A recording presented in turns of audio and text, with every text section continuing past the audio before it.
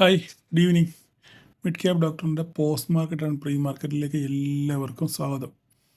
അപ്പോൾ തുടങ്ങുന്നതിന് മുന്നേ വീക്ക്ലി അനാലിസിസ് ഞാൻ 2 ദിവസം മുന്നേ ചെയ്തായിരുന്നു.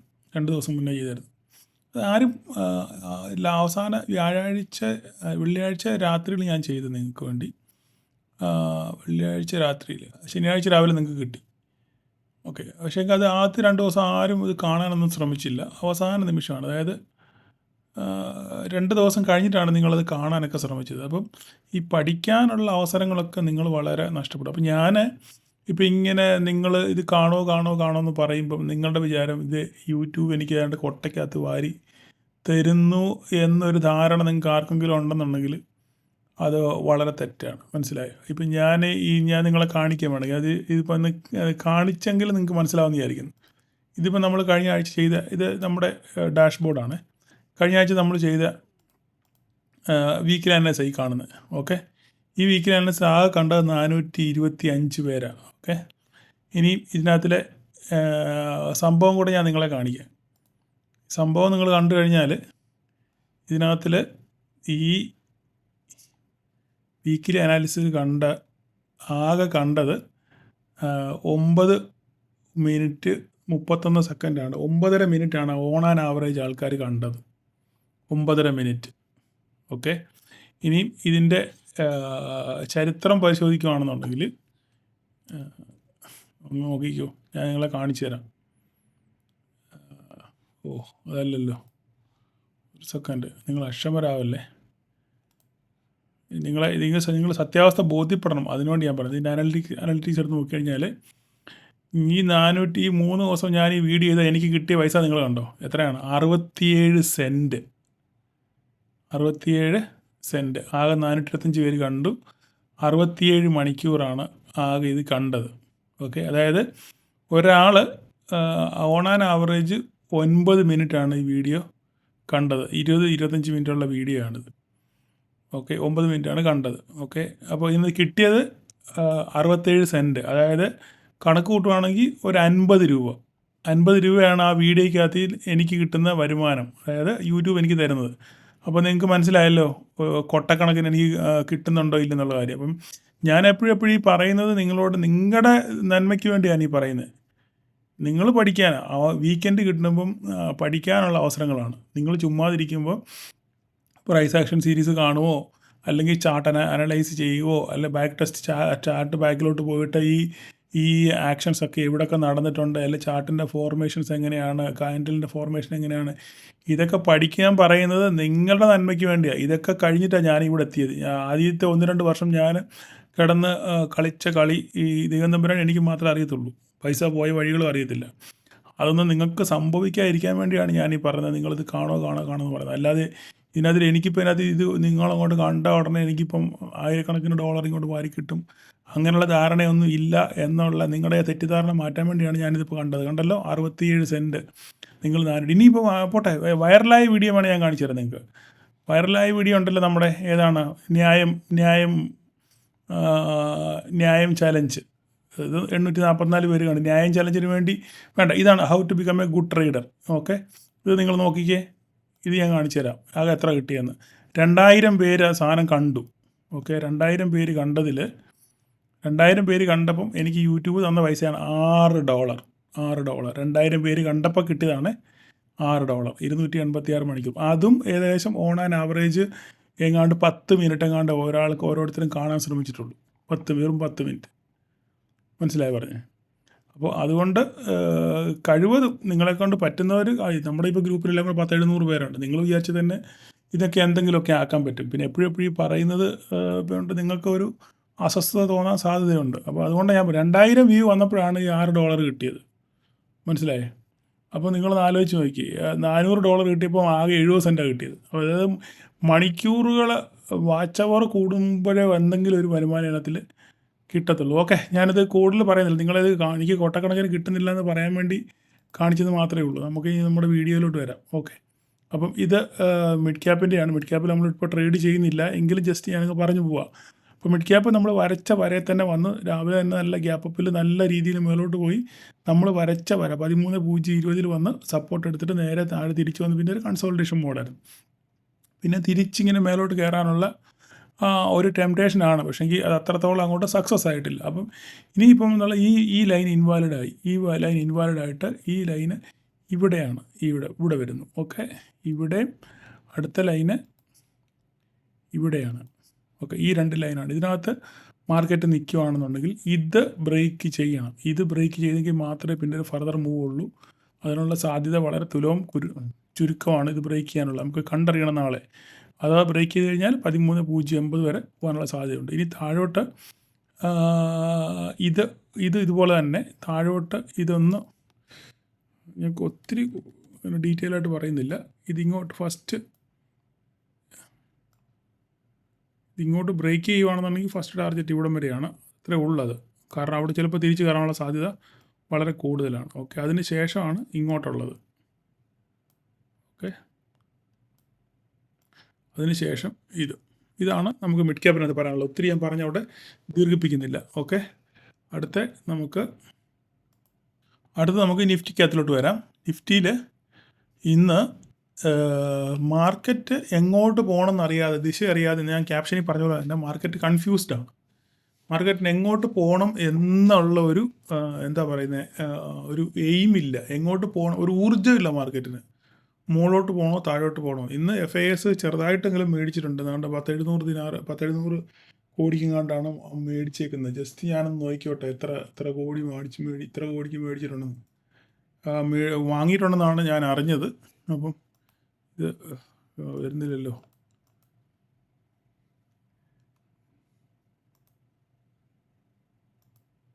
മാർക്കറ്റ് ടോട്ടലി കൺഫ്യൂസ്ഡ് ആണ്. അപ്പം എത്ര മേടിച്ചെന്ന് ചോദിച്ചു കഴിഞ്ഞാൽ ഇന്ന് FIS 724 കോടിക്കാണ് ഇന്ന് വാങ്ങിച്ചേക്കുന്നത്. ഓക്കെ, അപ്പം പക്ഷേ മാർക്കറ്റിൽ സ്ട്രെങ്ത് ഇല്ല. അങ്ങോട്ടും ഇങ്ങോട്ടും കിടന്ന് ആടിക്കളിക്കുകയല്ലാതെ ഒരു കൃത്യമായ ലക്ഷ്യബോധം ഇല്ലാതാണ് മാർക്കറ്റ് പോകുന്നത്. അതുമാത്രമല്ല, പ്രീമിയം ഭയങ്കരമായിട്ട് മെൽറ്റായി പോകുന്നു. നമുക്കൊരു ഗെയിൻ കിട്ടാൻ പറ്റുന്നില്ല. ആദ്യത്തെ ആ ഒരു മൂവ് മാത്രമേ ഉള്ളൂ. പിന്നെ മാർക്കറ്റ് അങ്ങോട്ടും ഇങ്ങോട്ടും കിടന്ന് ആടിക്കളിച്ച് റീറ്റെയിലേഴ്സിന് നഷ്ടം വരുത്തുന്നതല്ലാതെ വേറെ പ്രത്യേകിച്ച് കാര്യങ്ങളൊന്നുമില്ല.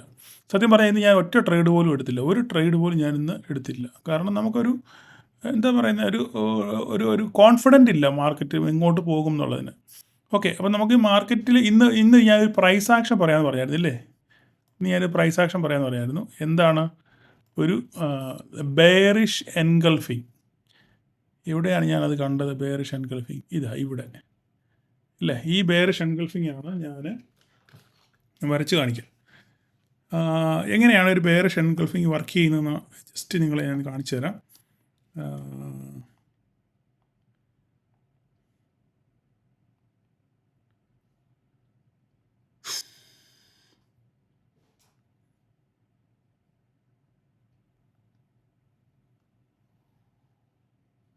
ഞാൻ ഓൾറെഡി പറഞ്ഞു, മാർക്കറ്റ് ചെറിയ ഒരു ഗ്യാപ്പ് അപ്പിൽ ഓപ്പൺ ചെയ്തതിന് ശേഷം മാർക്കറ്റ് നേരെ മുകളിലോട്ട് പോയി. അതിനുശേഷം വീണ്ടും ഒരു ഗ്രീൻ ക്യാൻഡിൽ കണ്ടു. ഈ 2 ക്യാൻഡിൽ കണ്ടപ്പോൾ തന്നെ റീറ്റെയിലേഴ്സ് എല്ലാം ചാടി വീണ് കാണും. എന്താണ്, ഇന്ന് ആണ് മാർക്കറ്റ്. 2 നല്ല അടിപൊളി ഒരു ഫസ്റ്റ് ക്യാൻഡിൽ തന്നു, രണ്ടാമതൊരു ക്യാൻഡിൽ വീണ്ടും കിട്ടി. അപ്പോൾ ഇനി മാർക്കറ്റ് ഇവിടുന്ന് വളരെ സ്പീഡിൽ മേലോട്ട് പോകും എന്നൊരു ധാരണ വരുത്തി വെച്ചു.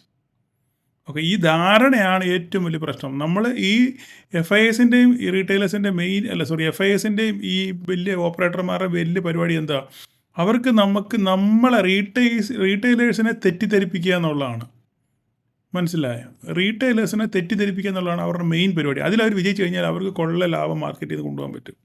അപ്പോൾ അങ്ങനെ ഒരു സിനാരിയാണ് ഇവിടെയും സംഭവിച്ചത്. ഓക്കെ, തെറ്റിദ്ധരിപ്പിച്ച് മാർക്കറ്റ് ഫുൾ സ്ട്രെങ്തിൽ മുകളിലോട്ട് പോകും. ഇവിടുന്ന് റിജക്ഷനൊക്കെ വന്നു, ഫുൾ സ്ട്രെങ്തിൽ മുകളിലോട്ട് പോകും എന്നൊരു പ്രതീതി വരുത്തി തീർത്തതിന് ശേഷം ഒരൊറ്റ പോക്കായിരുന്നു. ഈ ഒരു എക്സ്പീരിയൻസ്ഡ് ട്രേഡറിന് ചെറുതും വലുതായി കാണിക്കുക. ഒരു എക്സ്പീരിയൻസ്ഡ് ട്രേഡറിന് പെട്ടെന്ന് ഇത് മനസ്സിലാവും. നോക്കിക്കേ, ഇവിടെ ആണെങ്കിൽ ഇത്രയും വന്നതിന് ശേഷം ഈ 2 ക്യാൻഡിൽ മുകളിലോട്ട് വന്നതിന് ശേഷം ഇവിടെ ഒരു നല്ലൊരു ഒരു ക്യാൻഡിൽ വീണു. ഈ ക്യാൻഡിൽ എന്താ സംഭവിച്ചത്? ഈ പ്രീവിയസ് ക്യാൻഡിലിനെ, ഇത് പച്ച മലയാളത്തിൽ പറഞ്ഞു കഴിഞ്ഞാൽ പ്രീവിയസ് ക്യാൻഡിലിനെ ഈ ക്യാൻഡിൽ വിഴുങ്ങി. അതിനാണ് എൻഗൾഫിംഗ് എന്ന് പറയുന്നത്. അതായത് ഈ ക്യാൻഡിലിനെ ഇത് എൻഗൾഫ് ചെയ്തു, അല്ലെങ്കിൽ പച്ച മലയാളം പറഞ്ഞു കഴിഞ്ഞാൽ ഇതിനെ ഇത് വിഴുങ്ങി. കാരണം ഈ ക്യാൻഡിൽ ഇതിനകത്തിരിക്കും ഇല്ലേ, ഇതിനാണ് എൻഗൾഫിങ് എന്ന് പറയുന്നത്. അപ്പോൾ ഇതിനെ വിഴുങ്ങാൻ തക്ക, പ്രീവിയസ് ക്യാൻഡിലിനെ വിഴുങ്ങാൻ തക്ക ശക്തിയുള്ള ഒരു ക്യാൻഡിലാണ്, ഒരു റെഡ് ക്യാൻഡിലാണ് ഇവിടെ ഫോം ചെയ്തേക്കുന്നത്. ഇതിനർത്ഥം എന്താണ്? മാർക്കറ്റ് താഴോട്ട് വരാനുള്ള സാധ്യത ഉണ്ട്. ഇനി ഞാൻ മുമ്പേ പറഞ്ഞ പോലെ ഇത് ഇൻവാലിഡ് ആകണമെന്നുണ്ടെങ്കിൽ ഇതിൻ്റെ 50% ഇതിന് മുകളിൽ ഈ പ്രീവിയസ് അടുത്ത നെക്സ്റ്റ് വരുന്ന ക്യാൻഡിൽ ഇവിടെ വന്ന് ക്ലോസ് ചെയ്യണം. മനസ്സിലായി പറഞ്ഞത്?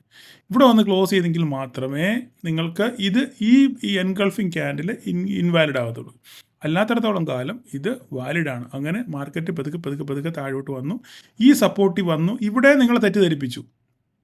മാർക്കറ്റ് ഇവിടെ വന്ന് കറക്റ്റായിട്ട് സപ്പോർട്ട് എടുക്കുമെന്ന് തോന്നിപ്പിച്ചു അല്ലേ. അതിനുശേഷം വീണ്ടും ഒരു ഗ്രീൻ ക്യാൻഡിൽ കിട്ടി, വീണ്ടും ഒരു ഗ്രീൻ ക്യാൻഡിൽ വീണ്, ആ ഗ്രീൻ ക്യാൻഡിൽ ഇവിടെ വരെ പോയി. അപ്പോൾ നിങ്ങൾ എന്ത് ധരിച്ചു? ഇവിടുന്ന് മാർക്കറ്റ് ഇവിടുന്ന് എന്ത് ചെയ്യുക, ഇവിടെ വന്ന് സപ്പോർട്ട് എടുത്ത് റിവേഴ്സ് ചെയ്യുക, അങ്ങനെ ധരിച്ചു. ഇങ്ങനെയും കാശ് പോയവരുണ്ട്. പക്ഷെങ്കിൽ എന്താ സംഭവിച്ചത്? അവിടം വരെ പോയപ്പോൾ നിങ്ങൾ ഈ വോളിയം കൂടെ നോക്കണം താഴെ. അത് നോക്കിയേ, ഈ പ്രീവിയസ് റെഡ് ക്യാൻഡിലിനേക്കാളും വോളിയം വളരെ കുറവാണ്. എന്തിനാണ്? ഈ ഗ്രീൻ ക്യാൻഡിൽ. ഒരിക്കലും ഇതിനെ ഓവർകം ചെയ്യുന്നൊരു വോളിയം എവിടെ ഉണ്ടായിട്ടില്ല, ഇവിടെ ഉണ്ടായിട്ടില്ല. പിന്നെ റെഡ് ക്യാൻഡിൽ വീണതിന് ശേഷം വന്ന ക്യാൻഡിലുകൾക്കെല്ലാം ഉള്ള വോളിയം ഇതിനേക്കാളും കുറവായിരുന്നു. അപ്പോൾ നമ്മൾ ഇതും കൂടെ മനസ്സിലാക്കുമ്പം ഇവിടെ എന്താ നമുക്ക് മനസ്സിലാക്കാൻ പറ്റുന്നത്? മാർക്കറ്റ് താഴോട്ട് തന്നെ വരും. പിന്നെ അവിടുന്ന് മേലോട്ട് പോയിട്ട് അതുപോലെ തന്നെ നേരെ തിരിച്ച് താഴോട്ട് വന്നു, വീണ്ടും നല്ലൊരു ക്യാൻഡിൽ വന്ന് ബ്രേക്ക് ചെയ്ത് നിങ്ങളുടെ എല്ലാവരുടെ എസ് എൽ അടിപ്പിച്ച് പോയി. ഇവിടെ ആരെല്ലാം സി എടുത്തിട്ടുണ്ടെന്നുണ്ടെങ്കിൽ അവരൊക്കെ ഇവിടെ എസ് എൽ ഇട്ടിട്ടുണ്ടായിരിക്കും. അവരുടെ എല്ലാ എസ് എൽ അടിച്ചു, പിന്നെ മുകളിലോട്ട് പോയി, പിന്നെ നേരെ മാർക്കറ്റ് താഴോട്ട് വന്നു. ഇവിടുന്ന് ഇവിടം വരെ കൃത്യമായിട്ട് നമുക്ക് ക്യാപ്ചർ ചെയ്യാൻ പറ്റും. ഈ ഒരൊറ്റ ക്യാപ്ചർ ഇന്നത്തെ മാർക്കറ്റിൽ നിഫ്റ്റിയിൽ ഉണ്ടായിരുന്നുള്ളൂ. വേറെ ഒരു ക്യാപ്ചർ നമുക്ക് പറ്റിയില്ല. പിന്നെ ഇവിടുന്ന് റിവേഴ്സലായിരുന്നു. ഈ പോയിന്റിൽ നിന്ന് ഇവിടുന്ന് പോയി നേരെ താഴെ വന്നു, വീണ്ടും പോയി, പിന്നെ താഴെ വന്നു, പിന്നെ ഇത്രയും പോയി. പക്ഷേ ഇവിടെ നിന്ന് നമുക്ക് ഒരു എന്താ പറയുന്നത്, ഒരു കറക്റ്റായിട്ടൊരു ട്രേഡ് എടുക്കാൻ പറ്റത്തില്ല. മാർക്കറ്റ് അവസാനിച്ചതിന് ശേഷം ഈ ക്യാൻഡിൽ കണ്ടോട് പറയാം നമുക്ക് ഇത്ര എടുക്കാമായിരുന്നു, നമുക്ക് ഇങ്ങനെ എടുക്കാമായിരുന്നു പറയാം. പക്ഷേ കൃത്യമായ ഒരു ലൈവ് മാർക്കറ്റിൽ നമുക്കൊരു കറക്റ്റായിട്ട് ഒരു ട്രേഡ് എടുക്കാനുള്ള ഒരു ഓപ്പർച്യൂണിറ്റി ഇവിടെ ഒന്നും ഇല്ലായിരുന്നു. ഈ ഒരൊറ്റ എൻഗൾഫിങ് മാത്രമേ ഉള്ളായിരുന്നു. മനസ്സിലായോ? അപ്പോൾ മാർക്കറ്റിൽ അങ്ങനെയുള്ള ഓപ്പർച്യൂണിറ്റീസ് മനസ്സിലാക്കണമെന്നുണ്ടെങ്കിൽ ക്യാൻഡിലുകളുടെ സ്വഭാവം മനസ്സിലാക്കണം.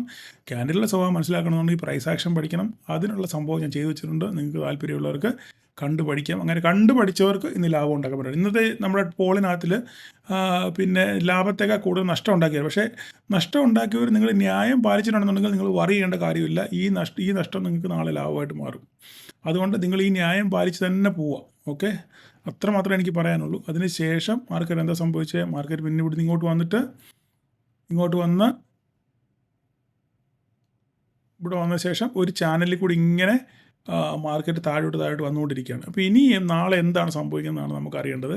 ഒന്നുകിൽ ഈ ചാനൽ ബ്രേക്ക് ചെയ്യണം. ഈ ചാനൽ ബ്രേക്ക് ചെയ്ത് മുകളിലോട്ട് പോയെങ്കിൽ നമുക്കൊരു അപ്സൈഡ് പറയാൻ പറ്റത്തുള്ളൂ. ഇല്ലെങ്കിൽ ഈ ചാനൽ ബ്രേക്ക് ചെയ്ത് താഴോട്ട് വരണം. നാളത്തേക്കുള്ള ലെവലുകൾ നമ്മൾ നോക്കിക്കഴിഞ്ഞാൽ കറക്റ്റ് നമുക്ക് നോക്കാം. ഈ ചാനൽ എങ്ങനെ തന്നെ കടന്നോട്ടെ കേട്ടോ, ഈ ചാനലിൽ നടന്നോട്ടെ. പക്ഷെ നമുക്ക് നാളെ ഒരു അപ്സൈഡ് പറയണമെന്നുണ്ടെങ്കിൽ ഇതിന് മുകളിൽ പോകണം. ഇതിന് മുകളിൽ പോയെങ്കിൽ നമുക്കൊരു അപ്സൈഡ് ഉള്ളൂ നാളെ. ഓക്കെ, ഇതിന് മുകളിലാണെങ്കിൽ ഇത്, രണ്ടാമത്തേത് ഇത്, മൂന്നാമത്തേത് ഓൾറെഡി വരച്ചിട്ടിട്ടുണ്ട്.